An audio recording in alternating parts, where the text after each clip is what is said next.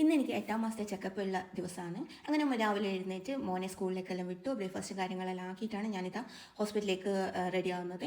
അപ്പോൾ ഇപ്പോൾ സമയം 9:30 ആയി. അപ്പോൾ അരമണിക്കൂറുണ്ട് ഇവിടുന്ന് ഹോസ്പിറ്റലിലേക്ക് ട്രാവൽ ചെയ്യാൻ.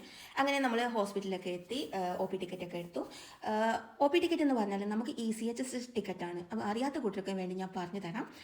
എക്സ് മിലിറ്ററിക്കാർക്കുള്ള ഒരു ആനുകൂല്യമാണ് ECHS എന്ന്. നമ്മുടെ ഹെൽത്ത് ഇൻഷുറൻസ് പോലെ, ആരോഗ്യ ഇൻഷുറൻസ് പോലെയുള്ളൊരു ആനുകൂല്യമാണ് ECHS എന്ന് പറയുന്നത്. അതിൻ്റെ അകത്ത് നമുക്ക് scanning, test, O P ticket, അങ്ങനെ അഡ്മിറ്റ് ആയതിൻ്റെ എല്ലാ പൈസയും നമുക്ക് ഫ്രീ ആണ്. ഏത് ഹോസ്പിറ്റലാണ് ഉള്ളത് അവിടെ നമുക്ക് ഫ്രീ ആയിട്ട് നമുക്ക് കൺസൾട്ട് ചെയ്യാൻ പറ്റും. ഡെലിവറിക്കെല്ലാം നല്ല യൂസ്ഫുൾ ആണ് ഈ ECHS എന്ന് പറഞ്ഞത്. അങ്ങനെ അതൊക്കെ കാണിച്ച് ഡോക്ടറൊക്കെ കാണിച്ച് കഴിഞ്ഞ് യൂറിന് ചെറിയ ഇൻഫെക്ഷൻ ഉണ്ടെന്ന് പറഞ്ഞു. അങ്ങനെ ഡോക്ടർ പറഞ്ഞു 3 ലിറ്റർ വെള്ളം ഒരു ദിവസം കുടിക്കണം, എന്നാൽ മാത്രമേ റെഡി ആവുള്ളൂ. വെറുതെ ആൻറ്റിബയോട്ടിക് കഴിക്കേണ്ട. ഓൾറെഡി ഞാൻ 3 പ്രാവശ്യം അഡ്മിറ്റ് ആയതാണ്.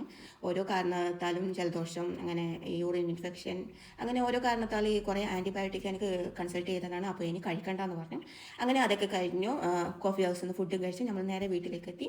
ഒരു 3 മണി ആയിട്ടുണ്ടാവും. 3 മണി ആയാലും എനിക്ക് റെസ്റ്റ് ഒന്നും എടുക്കാൻ പറ്റില്ല. രാത്രിക്കുള്ള ഫുഡും കാര്യങ്ങളെല്ലാം ആക്കണം. വരുന്ന വഴിക്ക് നമ്മൾ കല്ലുമ്മക്കായി വാങ്ങിച്ചിരുന്നു. അങ്ങനെ അതൊക്കെ കഴുകി വെച്ച് ഒന്ന് ബോയിൽ ചെയ്യാൻ വെച്ചിട്ടാണ് ഞാൻ കുളിക്കാൻ പോയത്. അങ്ങനെ നാളെ ഫെബ്രുവരി 14 ആയതുകൊണ്ട് ചിൽഡ്രൻസ് ഡേക്ക് മോനൊരു ഫ്ലവർ ഉണ്ടാക്കി കൊണ്ടുപോകണമെന്ന് ടീച്ചർ പറഞ്ഞായിരുന്നു. അങ്ങനെ അതൊക്കെ ഉണ്ടാക്കി വെച്ചിട്ടാണ് ഞാൻ രാത്രിക്കുള്ള ഫുഡും കാര്യങ്ങളെല്ലാം ഉണ്ടാക്കുന്നത്. അങ്ങനെ റൈസ് കുക്കറിൽ ചോറ് വെച്ചു. ഇനിയിപ്പോൾ ഇതാ കല്ലുമ്മക്കായി നന്നാക്കുകയാണ്. അതിൻ്റെ കച്ചറയൊക്കെ എടുത്ത് കറി വെക്കണം. പിന്നെ കുറച്ചൊന്ന് ഫ്രൈ ചെയ്യണം. പപ്പടം അങ്ങനെ എന്തെങ്കിലും ഉണ്ടെങ്കിൽ അങ്ങനെ ആക്കണം എന്ന് ചോദിച്ചു.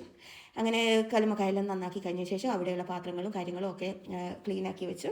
ഇപ്പോൾ നമ്മളിപ്പോൾ എവിടെയെങ്കിലും പോയിട്ട് വരുമ്പോൾ നല്ലോണം ടയേർഡാവും. ഓൾറെഡി 8ാം മാസമെല്ലാം നന്നായിട്ട് റെസ്റ്റ് എടുക്കേണ്ട ടൈമാണ്. പക്ഷേ എന്തായാലും ഫുഡൊക്കെ ആക്കണമല്ലോ. ഹോട്ടലിൽ നിന്ന് വാങ്ങിക്കാമെന്ന് വെച്ചാൽ അത്രക്ക് ഹോട്ടൽ ഫുഡ് നമുക്ക് പ്രഗ്നൻസി ടൈമിൽ അത്രക്ക് നന്നായിട്ട് വരില്ല എന്ന്, വയറുവേദന അങ്ങനത്തെ കാര്യങ്ങളൊക്കെ വരും. അതുകൊണ്ട് വെച്ചു ആക്കാമെന്ന് വെച്ചു. അങ്ങനെ എൻ്റെ കൂടെ തന്നെ എൻ്റെ മോനും കൂടെ പുറകെ നടക്കും പാത്രം കഴുകാൻ വേണ്ടിയിട്ടും. അപ്പോൾ ഞാൻ വിചാരിക്കും നമുക്കൊരു എമർജൻസി ടൈമിൽ നമ്മൾ കുഞ്ഞുങ്ങൾ ഒരു നല്ലൊരു യൂസ് ആവും. അങ്ങനെ അതിൻ്റെ കൂടെ തന്നെ ഈ പഠിപ്പും കൂടെ നടക്കും. പെൺകുട്ടികളെ പോലെ തന്നെ നമ്മൾ ആൺകുട്ടികളെയും നമ്മുടെ അടുക്കള കാര്യങ്ങളും മറ്റുള്ള എല്ലാ കാര്യങ്ങളും പറഞ്ഞ് മനസ്സിലാക്കി കൊടുക്കുകയും ചെയ്യിപ്പിക്കുകയൊക്കെ ചെയ്യണം. ആണ് പെണ്ണെന്നുള്ളൊരു വ്യത്യാസം ഉണ്ടാകാൻ പാടില്ല. നമ്മൾ ഏത് ജോലി ചെയ്യുമ്പോഴും അതിൻ്റെ കൂടെ തന്നെ നിർത്തിക്കഴിഞ്ഞാൽ നമ്മൾ ഭാവിയിൽ നമുക്ക് ആൺകുട്ടികളും പെൺകുട്ടികളും ഒരുപോലെ നമുക്ക് യൂസായി കിട്ടും. അതാണ് ഞാൻ എൻ്റെ മോനെ ഫോളോ ചെയ്യുന്നത്. പിന്നെ നമ്മൾ ആൺകുട്ടികളെ പ്രത്യേകിച്ച് അച്ഛന്മാരുമായിട്ട് കുറച്ചും കൂടെ മിങ്കിൾ ചെയ്യിക്കാൻ ശ്രദ്ധിക്കണം. കാരണം അച്ഛന്മാരുമായിട്ട് കമ്പനിയുള്ള ഒരു ഫ്രണ്ട്ഷിപ്പുള്ള ഒരു ആൺകുട്ടികളും ചീത്ത കൂട്ടുകെട്ടിലൊന്നും പോവില്ല എന്നാണ് എൻ്റെ ഒരു വിശ്വാസം.